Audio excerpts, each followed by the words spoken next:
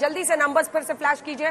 हमारे दर्शक इस वक्त देख रहे हैं, अब 59 सीटों के रुझान आ गए हैं, जिसमें साफ इशारा है 93 में से 59 सीटों पर महायुति फिलहाल आगे रख रही है। देखिए, बाजी हमने पलटती हुई कई राज्यों में देखी है, लेकिन अगर आप फिलहाल महाराष्ट्र पर नजर डालेंगे तो 33 सीटें आदित्य ठाकरे फिलहाल वर्ली की सीट से आगे चल रहे हैं। ये एक उनके लिए अच्छी खबर है, लेकिन इसी के साथ साथ 42 सीटों पर बहुत आगे महायुति के अंदर भी भारतीय जनता पार्टी शिवसेना 11 सीटों पर, जल्द 100 सीटों के रुझान हमारे पास आ जाएंगे। 95 सीटों के रुझान अब तक हमारे पास आ चुके हैं। शुरुआत का 1 घंटा भी अभी तक खत्म नहीं हुआ है। 45 मिनट में, शुरुआती 45 मिनट में काउंटिंग शुरू होने के बाद 59 सीटों पर महायुति फिलहाल आगे चल रही है। 33 सीटों पर महाविकास आघाड़ी और इस 59 में से भी 42 सीटों पर भारतीय जनता पार्टी फिलहाल आगे चल रही है। 96 सीटों के रुझान आ चुके हैं। जल्दी 100 का आंकड़ा भी पार हो जाएगा।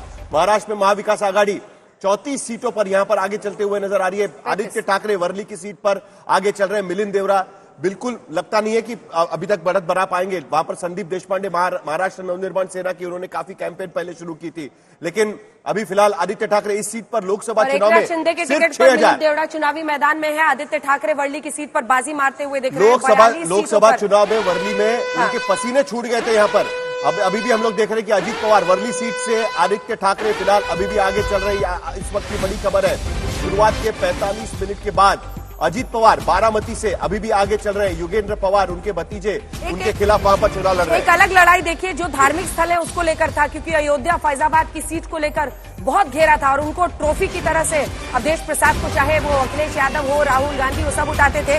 तो महाराष्ट्र के शिरडी में बीजेपी के राधाकृष्ण विखे पाटिल जो है वो पोस्टल वोटिंग में फिलहाल आ गया और 100 सीटों का रुझान आ गया है। रुझानों के मुताबिक सेंचुरी पार में आप देख रहे हैं 59 सीटों पर महायुति आगे है, जिसमें 39 सीटों पर एमवीए की बढ़त बनी हुई है।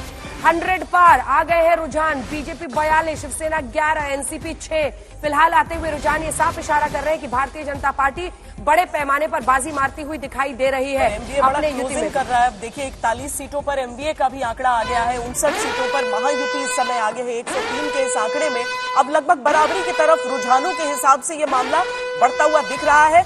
झारखंड हालांकि अभी 25 पर एनडीए आगे है और इंडिया गठबंधन 10 पर आगे है, लेकिन महाराष्ट्र की लड़ाई धीरे धीरे बहुत ज्यादा दिलचस्प होती जा रही है।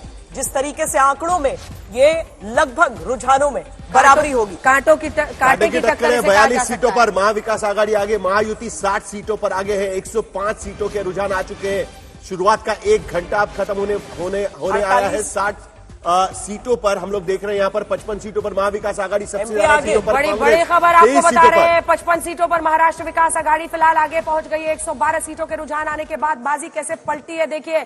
दुबे जी का मुस्कुराता हुआ चेहरा दिखा दीजिए और ये जो रिसर्चर्स हमारे साथ बैठे हुए हैं वो भी नंबर्स आपके सामने रखेंगे। अगर यही रुझान नतीजों में तब्दील होते हैं तो ये फिर बहुत बड़ी जीत होगी महाराष्ट्र विकास आघाड़ी के लिए, क्योंकि ये पहला विधानसभा चुनाव है। दोनों पार्टियों के दो फाड़ होने के बाद 53 सीटों पर एनडीए है, तो 55 पर ये 3 चेहरे जो कि पूरी कहानी महाराष्ट्र की लड़ाई की बता रहे हैं। मैं अभी भी एक बार फिर कहना चाहता हूं, बीजेपी के नंबर पर ध्यान रखिएगा। 40 सीटों पर बीजेपी आगे है। बीजेपी कहां तक पहुंचती है उस पर महाराष्ट्र विकास आघाड़ी 56 पर, महाविकास आघाड़ी 56 सीटों पर आगे। 23 सीटों पर कांग्रेस आगे चल रही है। नंबर 2 पर शिवसेना यूबीटी फिलहाल यहां पर नजर आ रही है और नंबर 3 पर एनसीपी शरद पवार की पार्टी। 40 सीटों पर बीजेपी, शिवसेना, एनसीपी 8 और 6 सीटों पर आगे चल रही है।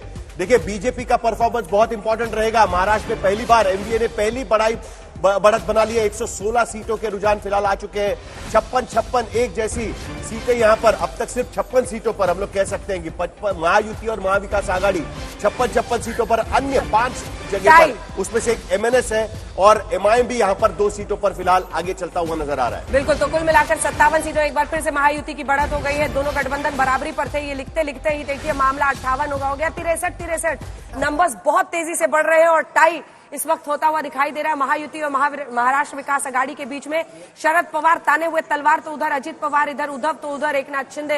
लेकिन कुल मिलाकर बीजेपी और कांग्रेस की भी सीधी टक्कर 75 सीटों पर है। ये भी तय होगा क्योंकि बीजेपी आप देख रहे हैं अब हाफ सेंचुरी के बहुत करीब पहुंच गई है। 49 सीटों के साथ महायुति में बीजेपी ने हाफ सेंचुरी मार दी है। रुझानों के मुताबिक 50 सीट्स पर फिलहाल बीजेपी आगे चल रही है। शिवसेना 7, एनसीपी 7, फासला अन्य पार्टियों से बहुत ज्यादा है। वहीं अगर आप 62 सीटें देखेंगे महाराष्ट्र महाराष्ट्र विकास आघाड़ी की, तो यहाँ पर सबसे बड़ी पार्टी कांग्रेस बन गई है 25, 19, 18 के साथ। जरा इंटरेस्टिंग बात रहेगी कि अगर इसी तरीके के रुझान चलते रहे और महाविकास आघाड़ी में इसी तरीके का चित्र बनता रहा तो मुख्यमंत्री चुनना उनके लिए बहुत डिफिकल्ट हो जाएगा, क्योंकि तीनों पार्टियां करीब करीब एक जैसे सीट पर नजर आ रही है, 18, 18, 24। थोड़ा सा इंतजार करते हैं मुख्यमंत्री और मंत्रिमंडल अभी ढूंढने में, थोड़ा सा इंतजार ये भी कह रहा हूँ भाई, अगर बनने की नौबत आए तो बड़ा मुश्किल हो जाएगा। कांटे की टक्कर का इशारा है। आपको बता दें कांटे की टक्कर में 70 सीट एक बार फिर से 10 सीटों के मार्जिन से आगे बढ़ गए, 11 सीटों के मार्जिन से आगे है।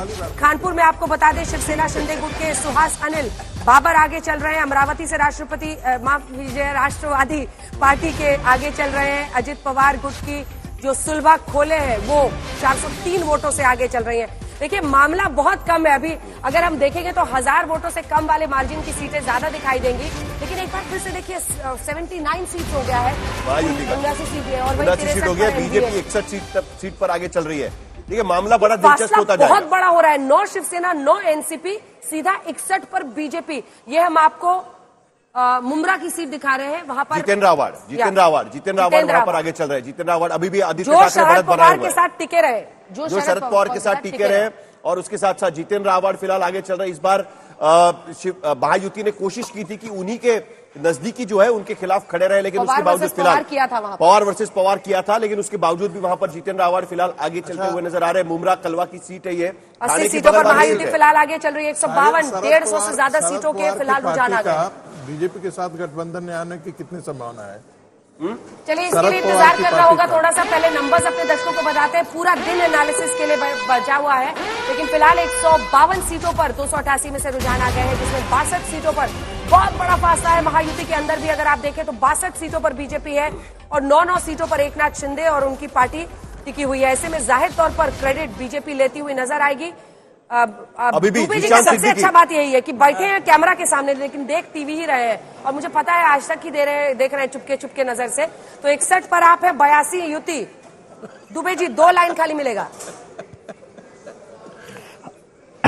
हमने कहा था ना अंजना जी की बाजी हम पलट देंगे, थोड़ा इंतजार कीजिए। महाविकास आघाड़ी पूर्ण बहुमत की सरकार देगी महाराष्ट्र की जनता को, क्योंकि जिस प्रकार भारतीय जनता पार्टी और एकनाथ शिंदे की अहंकारी और तानाशाही सरकार ने कुकर्म किया है ना, उसका हिसाब किताब आज 23 नवंबर को हो रहा है। इसके लिए हम मुस्कुरा भी रहे हैं और आज तक ही देख रहे हैं। एनसीपी शरद पवार 21 सीटों के साथ सबसे आगे, जो साहिल आप कह भी रहे थे कि पार्टियों बीजेपी का जो नंबर है ना वो पूरे महाविकास आघाड़ी से भी ज्यादा है।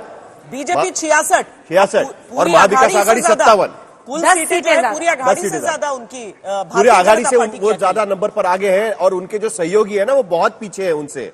शिवसेना 11, एनसीपी सिर्फ 9, यानी बहुत ही बौने उनके सामने। सीटों पर भारतीय जनता पार्टी फिलहाल आगे चल रही है। साफ इशारा है कि बीजेपी सबसे सिंगल लार्जेस्ट पार्टी बनने की ओर बढ़ रही है। 55 सीटें जो पूरी महाराष्ट्र विकास आघाड़ी की हैं, उससे भी लगभग 15 से 16 सीटें ज्यादा है फिलहाल भारतीय जनता पार्टी की। वहीं 12 सीटों पर शिंदे गुट अगर आगे चल रहा है। हम आपको सीट वाइज भी बताएं तो उमरेद की सीट जहां पर सुधीर परवे जो है भारतीय जनता पार्टी के, वो आगे चल रहे हैं। नागपुर की तीनों सीट जिस पर बीजेपी आगे चल रही है वो आपको बता दें, नागपुर साउथ जहां से खुद देवेंद्र फडणवीस चुनावी मैदान में है। पूरा नाम है उनका देवेंद्र गंगाधर फडणवीस।